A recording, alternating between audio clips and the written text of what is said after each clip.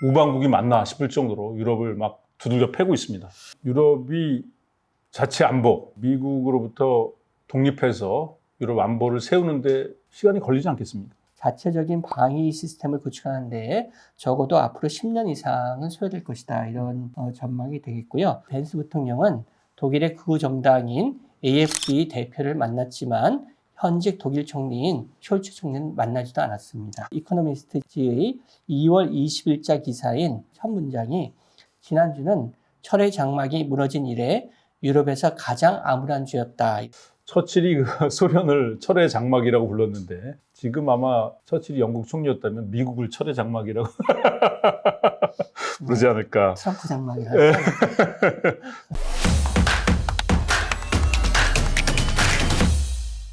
요즘 트럼프 발언을 보면 유럽하고 뭐 전쟁 중인 것 같은 느낌이. 네, 거의 적대국 수준이죠. 예. 미스터 신뢰성 이진수 교수님, 오늘 어떤 기사가 준비되어 있습니까? 네, 트럼프와 푸틴이 전후 질서를 파괴하는 가운데 유럽은 어떻게 대응해야 하는가라는 이코노미스트 기사를 중심으로 이야기해 보겠습니다. 그동안 이제 나토 체제 하에서 유럽 안보에 있어서 사실 미국이 핵심적인 역할을 했잖아요. 그죠? 그렇습니다. 네. 그런데 이제 우방국이 맞나 싶을 정도로 유럽을 막 두들겨 패고 있습니다. 네. 그렇습니다. 그래서 유럽이 큰 충격에 빠졌는데요. 네. 2월 19일자 이코노미스트 기사의 제목이 유럽은 트럼프의 4년간의 공격을 견뎌낼 수 있을까?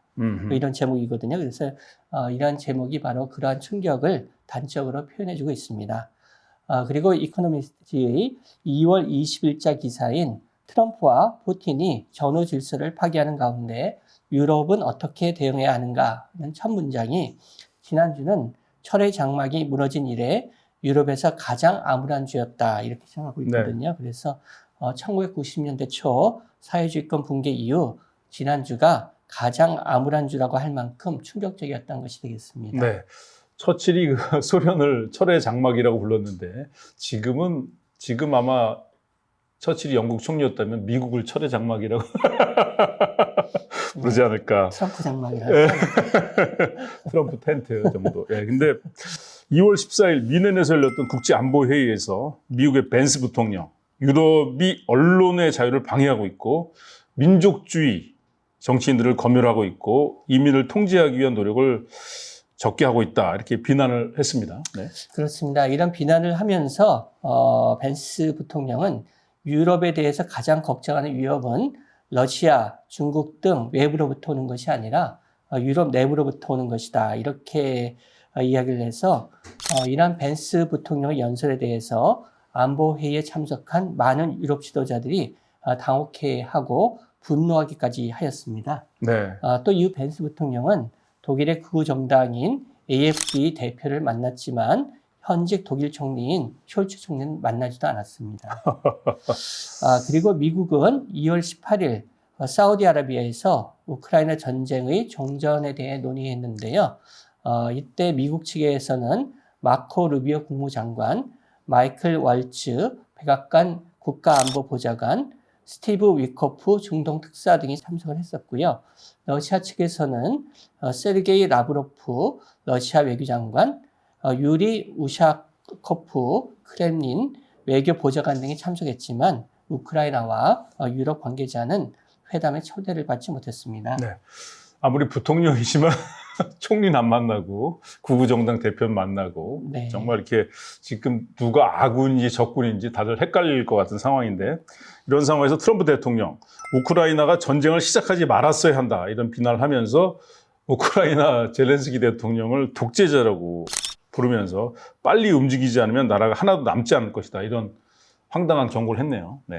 그렇습니다. 지금까지 미국 입장과 이제 다른 입장을 보여주게 되겠는데요. 또 이에 대해서 트럼프 대통령은 우크라이나의 군사 지원의 대가로 히토류와 전략 광물 매장량의 50%인 약 5천억 달러의 가치에 달하는 자원을 요구하기도 하였습니다. 그리고 우크라이나 전쟁 3주년을 맞아 G7이 발표할 성명에서 미국은 러시아를 침략자라고 표현하는 것에 반대하고 있는 것으로 알려져 있습니다.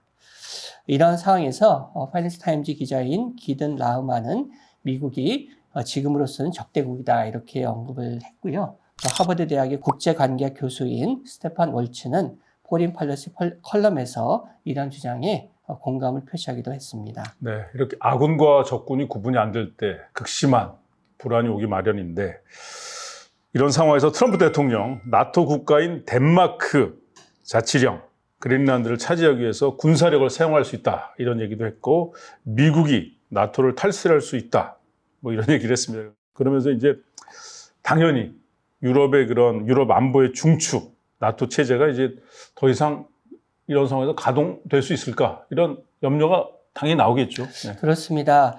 1949년에 2차 세계대전 이후에 나토가 창설되면서 유럽이 재건하고 번영할 수 있는 미국의 안보 우산이 만들어졌고요. 우리가 알고 있듯이 냉전 시대에 미국과 유럽의 경제 및 군사 파트너십은 큰 성공을 거둔 바 있습니다. 나토 체제의 핵심은 헌장 제5조에 있는데요. 헌장 제5조에 의하면은 회원국 중 하나가 공격을 받으면 나토 전체를 공격한 것으로 간주하고 무력 사용을 포함한 원조를 제공한다. 이런 그 규정이 되어 있는 미국이 중추가 되는 집단 방위 체제가 되겠는데요.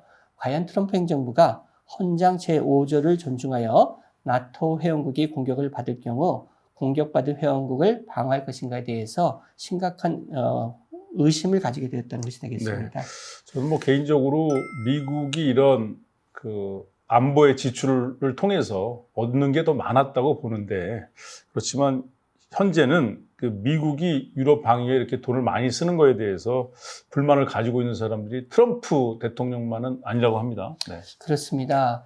이제 그동안 많은 미국인들이 미국의 일부 지역이 매우 어려움을 겪고 있음에도 불구하고 해외에서 미국의 활동에 많은 세금이 쓰이는 것에 분노해 왔고요. 이러한 형태의 미국의 세계적인 리더십에 환멸을 느낀 사람도 많았습니다. 그래서 트럼프 대통령이 미국을 우선시하고 동맹국에 돈을 지불할 것을 요구한다는 공약이 공감을 얻은 바가 있었던 것으로 이야기할 수가 있겠습니다. 또 이러한 것이 이제 전반적인 미국의 흐름이 있다는 것이 트럼프의 전임자인 버락 오바마 대통령까지도 미국이 인도 태평양에 초점을 맞추기 위해서는 유럽과 중동에서 영향력을 줄여야 한다 이렇게 결론 내린 바도 있었습니다.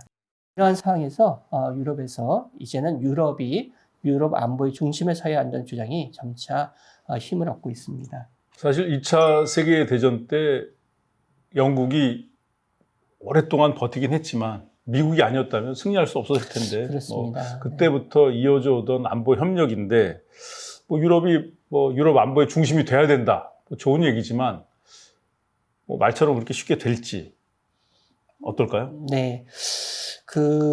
유럽 지도자들이 안보의 가장 큰 위협으로 간주하고 있는 것이 러시아가 되겠는데요. 유럽 연합의 GDP가 러시아의 약 10배에 달한다는 점에서 유럽이 스스로 안보를 관리할 수 있는 경제적 잠재력은 충분하다 이렇게 하겠습니다.